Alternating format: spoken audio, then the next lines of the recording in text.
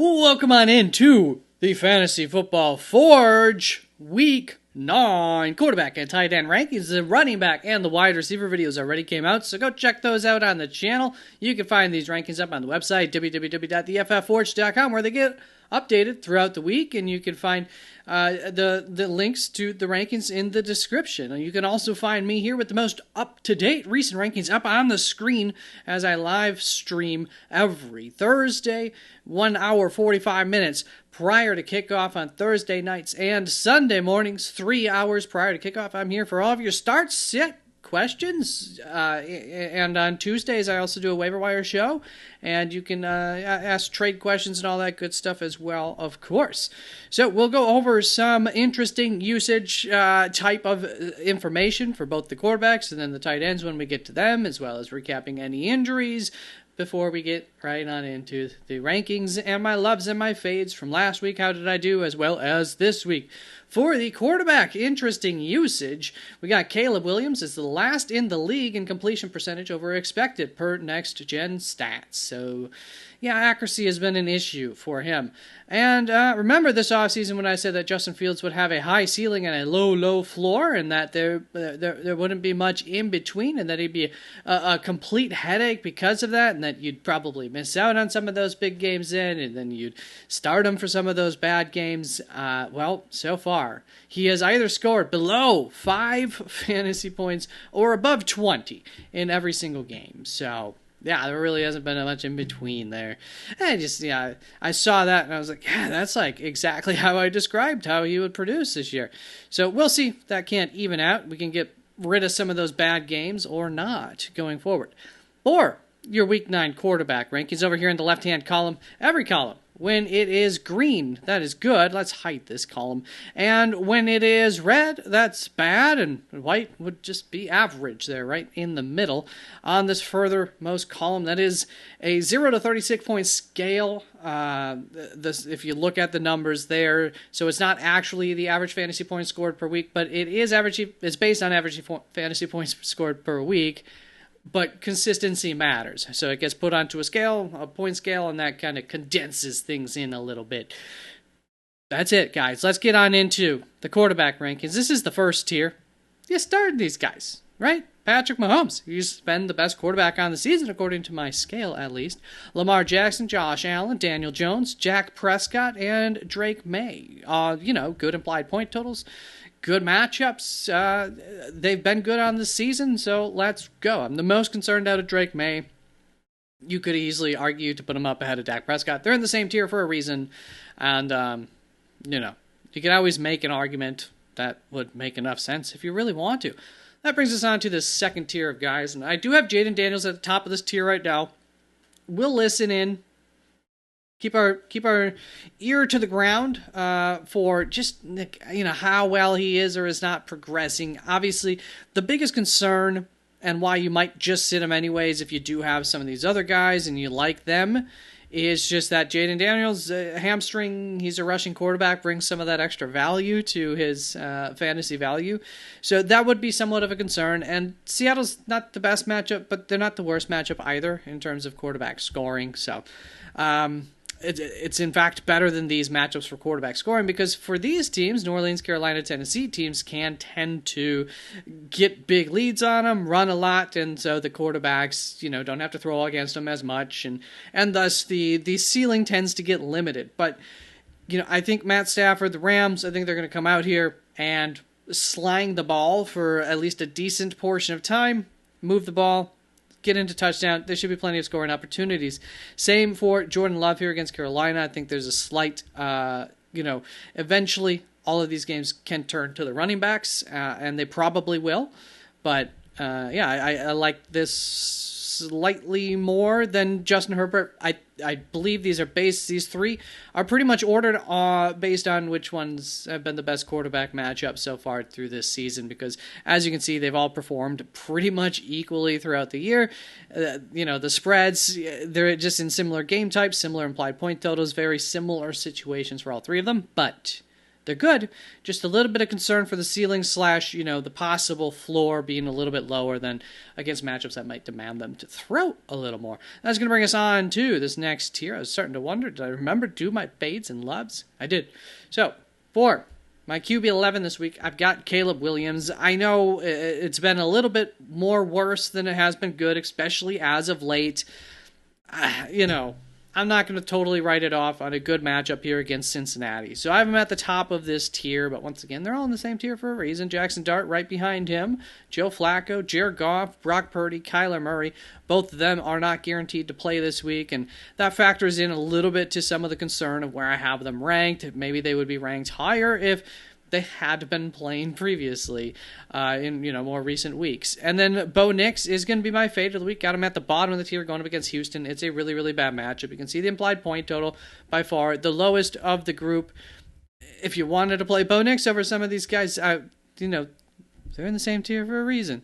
So I would get it, but that is the order that I have decided to rank them. And for the most part, sometimes I have a little bit of shuffling with my quarterbacks, but outside of injury type of information, for the most part, I stick with my quarterback rankings once I've got them set at this point.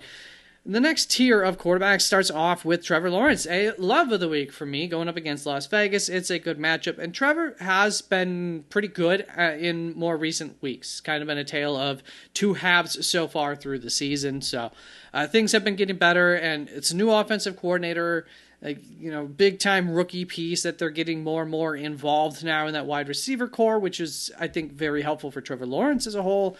So I think he's a good play this week. I wouldn't be opposed to playing him over Bo Nix there. That's part of why I end up having him back-to-back here, despite the tier difference. Sam Darnold, Aaron Rodgers, and Tua Tagovailoa are also in this tier. All have some more upside types of matchups here, and or have been performing pretty well, not pretty well, but decently lately or on the season as a whole. So they're good plays. That's going to bring us on to,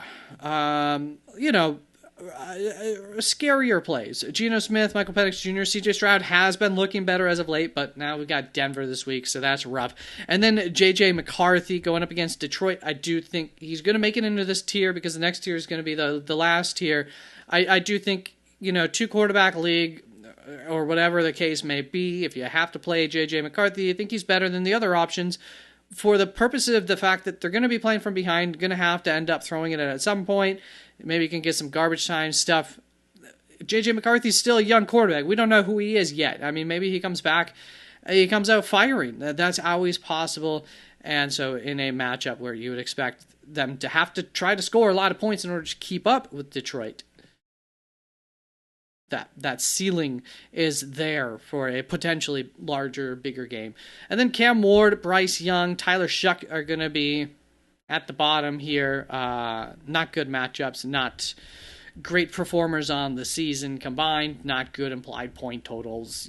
That's just where they're at. So that's going to bring us on to the tight end. No, you know what we did not do? How did I do with my loves and my fades last week? A little out of order here. So for my loves, I loved Bo Nix. I think that comes through. Loved Caleb Williams. Definitely wasn't the only one. Yuck. Joe Flacco. Love. Definitely wasn't the only one. That works out. Aaron Rodgers. Loved. He has a good game. Faded Daniel Jones and Tua. I was just fading Miami all over the place, and that bit me in the butt. So that did not work. And did I really fade Daniel Jones? I don't know. I think Daniel had a good week, right? Let's get on to the tight end rankings, to the tight end interesting usage information. Guys, if you're liking this video, then please don't forget to like it, comment, subscribe. All of those things are very much appreciated, very much help. There's that hype option, at least on your phone. I don't know how to do it from PC, but you could hype it up. Hey, look at that. We got no injuries for the tight ends this week, so that's good news. I'm sure there was something, but nothing that was big enough here for the radar. And I think I've covered all the introductory stuff. So let's get into the interesting usage for these tight ends. By the way, interesting usage information does all come from, or a lot of it, from the JJ Zachariason information dump that he puts out onto social media every Monday morning, so you can check it out yourself. But and then just quick fast forward through some of this. But I do try to give context to some of it, as well as weed through the stuff that's just really not going to be important going forward, or has no chance of being important going forward at least. So for tight ends, Oronde Gadsden had a 94% route participation rate in Week 8. That's huge. That's great. Greg Dulcich ran the most routes at tight end for Miami. If you hear anybody quoting this as some reason to maybe take Greg Dulcich, I really wouldn't bother with it too much. Their tight end 2, who is now their tight end 1, Julian Hill, was out this game, so I assume that has to do a fair bit with Greg Dulcich getting out on the field more, who is still their tight end. He's their tight end 3 normally. With Julian Hill in, he's their tight end 3, but without, he was tight end 2 even. But got out, ran a lot of routes at least, or the most out of the 2 tight ends that they had on the roster. Kyle Pitts saw a 30% target share with no Drake London, and he had a 28% a week earlier with London in. So, either way, I mean, he's getting targeted. That's good. Colston Loveland ran a route on 78% of dropbacks with no Cole Kmet. So he is definitely usable if Cole Kmet stays out, and I'm kind of hoping that for one of my leagues where I got 2 tight ends, but I didn't look at their bye weeks, and they're both on bye this week. And if you know me, I don't like having 2 tight ends in the first place, so what the heck am I doing? Isaiah Likely once again ran more routes than Mark Andrews did. This is the second week in a row that has happened, and I actually kind of like Isaiah Likely as a DFS type of dart throw. Noah Fant's route rate dropped significantly from Week 7 into Week 8 with Tanner Hudson's return. Mike Gesicki has been out, will, I believe, continue to be out for at least another week or something, if not longer. So, that's information. Noah Fant. Look, this could be a game plan thing. It could be because Tanner Hudson came back. I can't be sure, but I've suspected since he got traded there that Noah Fant would just be kind of game plan dependent and would be incredibly hard to actually predict. So, that's a sign maybe not to try and grab him to use him this week if you need some tight end help. But hey, looking at Cleveland's tight ends, Fannin versus Njoku. Fannin ran 6 more routes than Njoku did. This was Njoku's first week back from a short-term injury. Does that change then next week? Was Njoku limited a little bit? Don't know, but if you have Harold Fannin, that's slightly promising at least, and he out-targeted Njoku. And then Theo Johnson has had a 97% route participation rate for the last 2 weeks in a row. Let's see where he's ranked this week. Last week, I loved Kyle Pitts. That worked. Last week, I faded Zach Ertz. That worked. That was a good fade. He did not have a good week. So, as a note, when I don't expect somebody to do well in a bad matchup, and then they don't do well, I try not to hold that against them, at least in the short term, for the next week. So keep that in mind with my Zach Ertz ranking. Here's the must-start tight ends. Of course, Trey McBride, Tyler Warren, Tucker Kraft, George Kittle, Brock Bowers. Obviously, all must-starts. I am going to still keep Jake Ferguson in here because it is a good high-scoring upside. Ultimately, what do you want from your tight end unless they are one of these 5 guys or Jake Ferguson with no CeeDee Lamb or something like that? You want the touchdown and then whatever you can get on top of that because tight ends kind of suck. So, decent chance for a touchdown here this week for Jake Ferguson. Hopefully, for those who are relying on Jake Ferguson, the targets will come back. Obviously, it won't be as bad as it was last week, every week. Right behind that, we've got Oronde Gadsden. Could argue to put him ahead of Jake Ferguson, ultimately, but, Jake has been so good on the season, it's tough to totally fade that just so quickly. But Oronde Gadsden has been great as of late, and, short-term trends sometimes don't last for very long, so you never know either between them. But good matchup here against Tennessee. Kyle Pitts going against New England. he's been getting a lot of targets. And then we got Sam Laporta going up against Minnesota, looking for that touchdown most of all in this game, and hopefully he's been pretty consistently getting like 4 to 6 targets on the season. So hopefully we can see that again here this week. Minnesota does allow a fair amount of targets to tight ends, or teams target their tight ends a fair bit against Minnesota so far on this season. That's going to bring us on to this next tier of tight ends. These are just not as confident in them, but pretty confident in them to some extent. My number 10 tight end on the week is Zach Ertz. As I kind of prefaced that he was going to be ranked higher this week, I had him ranked way low this week. Now all the rankers who had him ranked high last week have him ranked low because he's coming off of a bad week. Guys, we're trying to predict the future, not the past. Come on, rankers. Get it together. Zach Ertz is still a very, very good tight end, and it's going to be all the better also if he has Jaden Daniels in that. Quarterback tends to get more targets and be more efficient. That whole offense better with Jaden Daniels in at quarterback. And Seattle does allow a fair amount of targets to their tight ends. So I feel pretty good about Zach Ertz this week. Plus, I'm nervous about Travis Kelce. I'm nervous about Dalton Kincaid this week. Both Buffalo and Kansas City play tight ends really, really well. So it's really, really bad matchups for the two. Of course, they could definitely come down with a touchdown. Of course, that's what they've been doing a lot this season. You can see the production has been great for both of them. Dalton Kincaid, the slightly riskier play here. The targets haven't been as good. Really promising to see Travis Kelce. I think it was 8 targets last week, even with Rashee Rice there. So that was ultra promising.